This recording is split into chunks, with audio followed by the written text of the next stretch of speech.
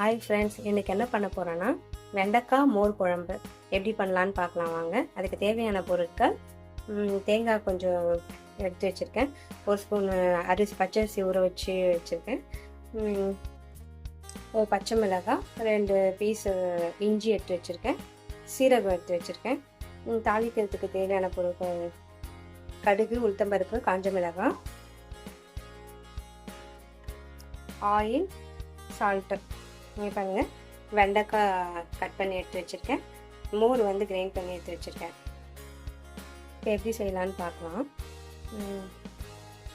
சீரகம் ஜாரில் போட்டுக்கலாம், பச்சரிசி ஜாரில் போட்டுக்கலாம்,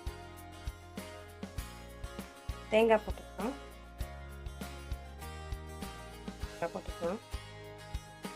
கொஞ்சம் வாட்டர் ஊற்றிக்கலாம், கிரைண்ட் பண்ணிக்கலாம். பேன் வச்சுட்டேன், ஆயில் ஊற்றிக்கலாம், தேவையான அளவுக்கு கடுகு உளுத்தம்பருப்பு போட்டுக்கலாம், காஞ்ச மிளகாய் போட்டுக்கலாம், கருவேப்பிலை போட்டுக்கலாம்,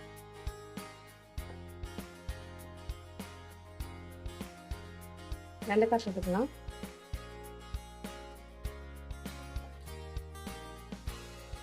கொஞ்சம் நல்லா வதக்கிக்கணும்.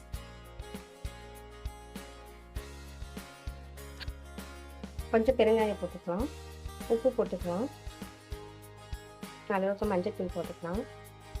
பாருங்கள் ஃப்ரெண்ட்ஸ், நல்லா வெண்டைக்காய் வதங்கிடுச்சு. நம்ம இப்போ என்ன பண்ணலான்னா, அரைச்சி வச்சுருந்தோம் இல்லையா தேங்காய் பச்சரிசியெல்லாம், அதை ஊற்றிக்கலாம். ஓகேங்க, பச்சை மிளகாய் கம்மியாக தான் போட்டிருக்கேன், உங்களுக்கு வேணால் நீங்கள் நிறைய போட்டுக்கணும். கொஞ்ச நேரம் நல்லா கொதிக்கிட்டோம், அதுக்கப்புறம் தயிர் ஊற்றிக்கலாம். பாருங்கள் ஃப்ரெண்ட்ஸ், நல்லா இதுவாக இருக்குது பாருங்கள், திக்காக இருக்குங்களா. இந்த மாதிரி பதத்தில் இருக்கும்போது இப்போ நம்ம தயிர் ஊற்றிக்கலாம். இங்கே பாருங்கள், நான் தயிர் ஊற்றிக்கிறேன், மிக்ஸ் பண்ணிவிடுங்க.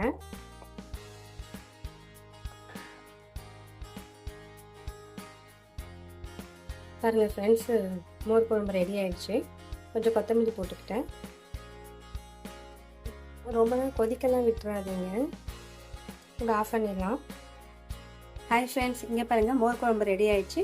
நம்ம நெக்ஸ்ட் வீடியோ சந்திக்கலாம். பாய்.